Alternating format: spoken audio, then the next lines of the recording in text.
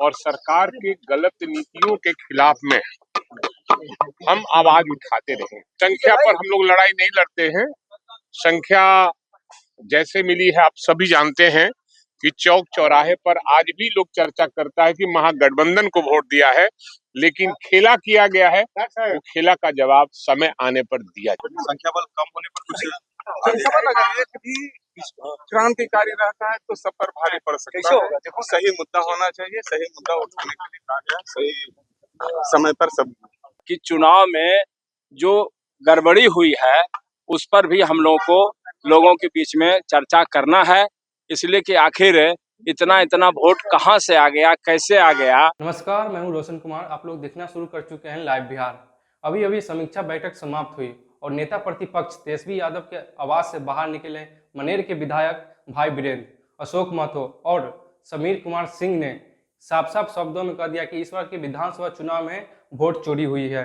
उन्होंने सीधा तंज कसते हुए बोला कि जहां जमीनी स्तर पर नीतीश जी का वोट 16 से 17% था और तेजस्वी यादव जी का वोट 40 से 42% था, तो आखिर एनडीए जीत कैसे हुई? आइए सुनते हैं क्या कुछ कर रहे हैं। विधानसभा का सत्र यानी शपथ ग्रहण पहले होगा 1 तारीख को, उसके बाद 2 तारीख को विधानसभा अध्यक्ष का चुनाव होगा, विनियोग विधेयक आएगा, महामहिम राज्यपाल का दोनों सदनों का अभिभाषण होगा और रणनीति बनी है। हम लोग को वहां रहना है और जब तक सत्र चलेगा हम लोग साथ रहेंगे और सरकार के गलत नीतियों के खिलाफ में हम आवाज उठाते रहेंगे। मुद्दा क्या होगा सर? अब जो भी होगा मुद्दा अब आएगा, विधानसभा सत्र चलेगा तब ना मुद्दा आएगा।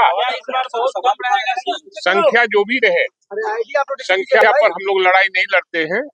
संख्या जैसे मिली है आप सभी जानते हैं कि चौक चौराहे पर आज भी लोग चर्चा करता है कि महागठबंधन को वोट दिया है, लेकिन खेला किया गया है, वो खेला का जवाब समय आने पर दिया जाए। विधायक दिया गया संख्या बल कम होने पर कुछ संख्या बल अगर एक भी क्रांतिकारी रहता है तो सब पर भारी पड़ सकता है। देखो सही मुद्दा होना चाहिए, सही मुद्दा उठाने के लिए कहा गया, सही समय पर सब लेने के लिए कहा गया और कोई विशेष बात।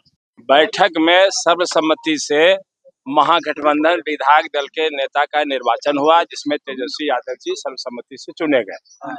दूसरा ये है कि हम लोग रचनात्मक विपक्ष की भूमिका का निर्वहन करेंगे और आने वाले दिनों में जनता की समस्याओं को लेकर पूरे बिहार में एकजुटता के साथ संघर्ष करेंगे और गठबंधन के सभी साथियों को लेकर चलेंगे। ये मुख्य रूप से बात हुई, किसी को डिमोरलाइज होने की जरूरत नहीं है। और भी हम लोगों ने, सारे साथियों ने ये महसूस किया कि चुनाव में जो गड़बड़ी हुई है उस पर भी हम लोगों के बीच में चर्चा करना है, इसलिए कि आखिर इतना वोट कहां से आ गया, कैसे आ गया। पूरा सर्वे में यहाँ तक कि जो गोदी मीडिया कहलाते हैं उन लोगों ने भी कहा, रिपोर्ट दिया कि भाई 16-17% पर नीतीश कुमार हैं, अब 42% पर तेजस्वी यादव है। आखिर ये परिवर्तन कैसे आ गया? तो निश्चित रूप से ये चुनाव आयोग और प्रशासन के मैनेजमेंट के जरिए ये चुनाव संपन्न हुआ है, इसीलिए किसी को डिमोरलाइज होने की जरूरत नहीं है।